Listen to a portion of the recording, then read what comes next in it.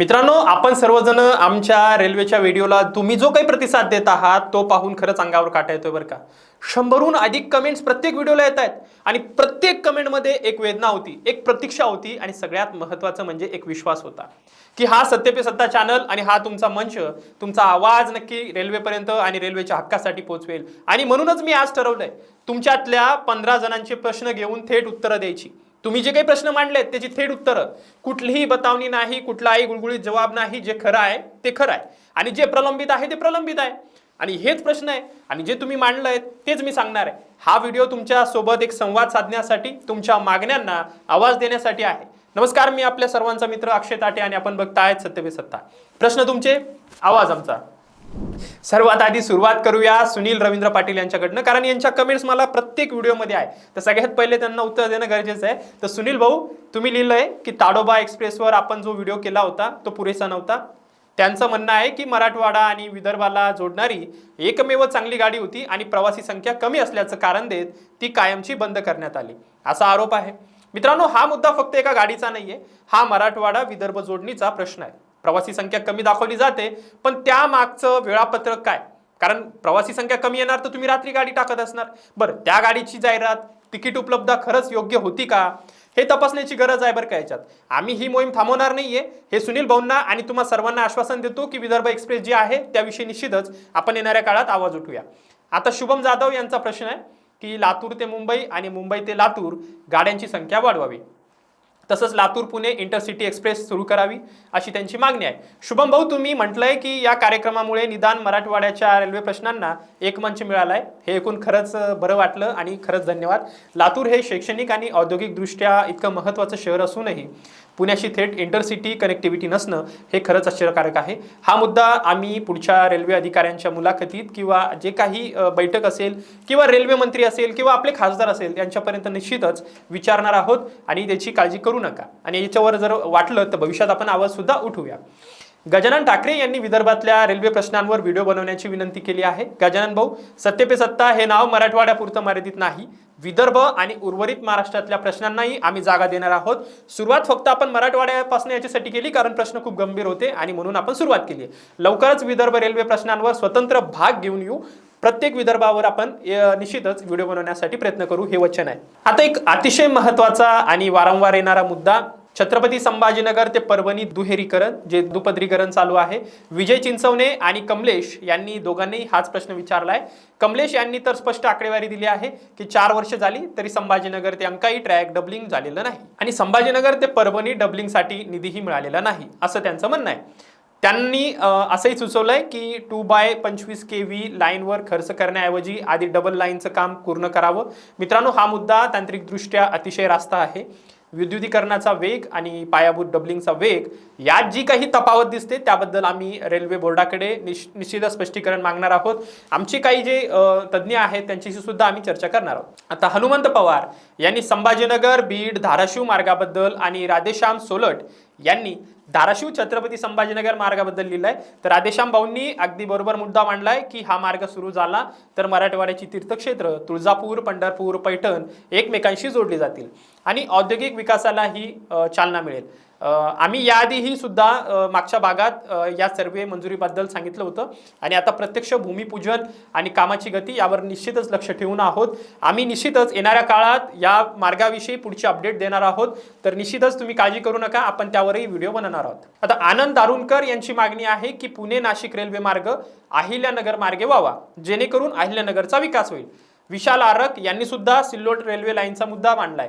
या दोन्ही मागण्या नवीन मार्गाशी संबंधित आहेत की नवीन रेल्वे लाईन व्हाव्या आणि नवीन सर्वे किंवा भूसंपादनाचे टप्पे किती पुढे गेले आहेत याची अद्ययावत माहिती आम्ही पुढच्या भागात निश्चितच देऊ. खरंच या रेल्वे होणार आहे का, किंवा जर सिल्लोडसाठी होणार नसेल तर अब्दुल सत्तार यांच्यासोबत निश्चितच आम्ही हा प्रश्न लावून धरण्याची मागणी करणार आहोत.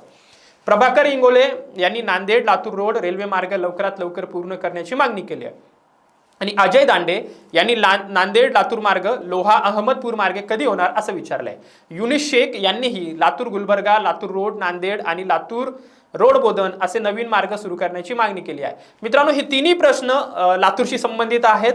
लातूर विभागातली रेल्वे कनेक्टिव्हिटी, लातूर हे जंक्शन असूनही आजूबाजूच्या तालुक्यांना जोडणारे मार्ग अजूनही प्रलंबित आहेत, हे वास्तव आहे आणि आम्ही याचा सलग पाठपुरावा करत राहू. येणाऱ्या काळात लातूर विषयी आपण पहिले आम्ही व्हिडिओ बनवलेले आहेत.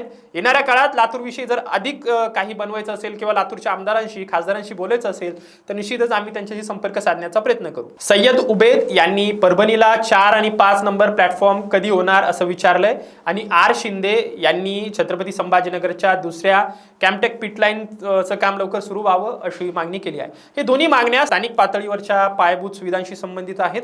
अशा कामांची निविदा प्रक्रिया आणि प्रत्यक्ष प्रगती याबाबत सूत्रांकडून जी माहिती मिळेल ती पुढच्या भागात निश्चितच मांडू आणि आपलं जे परभणीचं जंक्शन आहे किंवा परभणीचे जे सूत्र आहेत त्याविषयी निश्चितच आवाज उठवण्यासाठी आम्ही कटिबद्ध आहोत. आता एक कमेंट अशी आहे की जे थेट संतापून आली आहे आणि ती समजून घेणं गरजेचं आहे. ऋतुजा खलसे यांनी लिहिलंय, खरं तरी महिलांची पहिली कमेंट आहे. छत्रपती संभाजीनगरला कधीतरी मिळणार आहे की नाही, म्हणजे रेल्वे मिळणार आहे की नाही. नुसते मोठे मोठे आश्वासने दिली जातात पण प्रत्यक्षात रेल्वे स्थानकाची परिस्थिती अतिशय बिकट आहे आणि जाणून बुजून संभाजीनगरवर अन्याय केला जातोय असा त्यांचा थेट आरोप आहे. मित्रांनो, ऋतुजाताईंचा राग रास्त आहे. मराठवाड्याची राजधानी असलेल्या शहरांचं मुख्य रेल्वे स्थानक आजही ज्या दर्जाचं असायला हवं त्या दर्जाचं नाहीये, ही वस्तुस्थिती आहे. फक्त घोषणा होतात, फितं कापली जातात आणि नंतर काम संत गतीने रेंगाळत राहतं. असा अनुभव वारंवार आलाय. दुसऱ्या कॅम्पटेक पिटलाईन पासून ते फलाटांच्या सुविधांपर्यंत प्रत्येक कामाची सद्यस्थिती आणि त्यामागचा राजकीय प्रशासकीय जबाबदारी कोणाची आहे हे आम्ही निश्चितच पुढच्या भागात स्पष्टपणे मांडणार आहोत. छत्रपती संभाजीनगरच्या विकासाबद्दल आपण जे बोललात त्याबद्दल खरंच कौतुक आहे. अशाच पद्धतीने आपण आवाज उठवत राहावा. आश्वासनं आणि प्रत्यक्ष जमिनीवरचं काम यातली जी दरी आहे ती दाखवणं हे आमचं काम आहे आणि निश्चितच आम्ही पुढच्या वेळेस आवाज त्यावर उठवूया. अमोल चिलवंते यांचा प्रश्न रोजच्या प्रवाशांच्या जिव्हाळ्याचा आहे. अकोला ते पूर्णा गाडी आहे पण पूर्णावर उतरल्यानंतर छत्रपती संभाजीनगरसाठी कनेक्टिव्हिटी रेल्वे तब्बल 2 तासानंतर मिळते, म्हणजे 2 तासानंतर म्हणजे 2 घंटे तिथं थांबावं लागतं अशी त्यांची तक्रार आहे. मित्रांनो, वेळापत्रक आणि समन्वयाचा हा प्रश्न आहे आणि तो सोडवण्यासाठी कुठलाही मोठा निधी लागत नाही, फक्त प्रशासकीय इच्छाशक्ती लागते. हा मुद्दा आम्ही थेट विभागीय रेल्वे व्यवस्थापकांसमोर मांडणार आहोत की अशा पद्धतीने जर आमच्या लोकांवर अन्याय होत असेल, त्यांचा वेळ वाया जात असेल तर यावर काहीतरी तुम्ही उपाययोजना करावी. आता अफजल मनियार यांनी छत्रपती संभाजीनगर ते पंढरपूर, परभणी, लातूर मार्गे रेल्वे सुरू करण्याची मागणी केली आहे. वारकरी संप्रदाय आणि मराठवाड्यातली तीर्थक्षेत्र जोडणारा हा प्रस्ताव आहे आणि आधीच्या राधेश्याम भाऊंच्या मुद्द्याशी तो जुळतोय. राधेश्याम भाऊंनी सुद्धा असाच मुद्दा मांडलाय.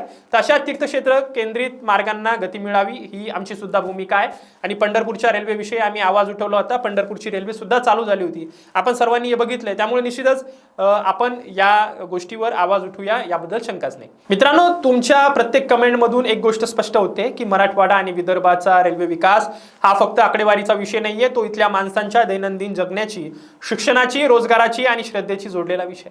आणि आम्ही फक्त एकही प्रश्न विसरणार नाही आहोत. हे प्रश्न आजही अनुत्तरित राहिले आहेत.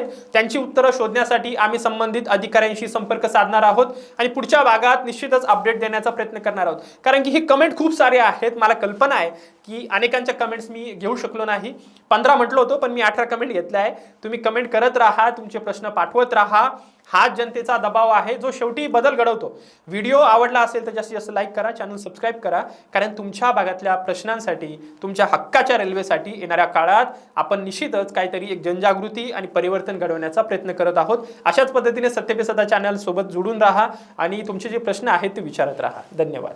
2 महिन्यानंतर सिंगापूर ब्रांचला प्रमोशन होतंय तुझं. कॉंग्रॅच्युलेशन्स. काय ग, तुला आनंद नाही झाला? मॅडम, तुम्हाला माहितीच आहे की मला PCODचा त्रास आहे. दिवसभर फटीग असतो, सारखा मूड स्विंग होतो.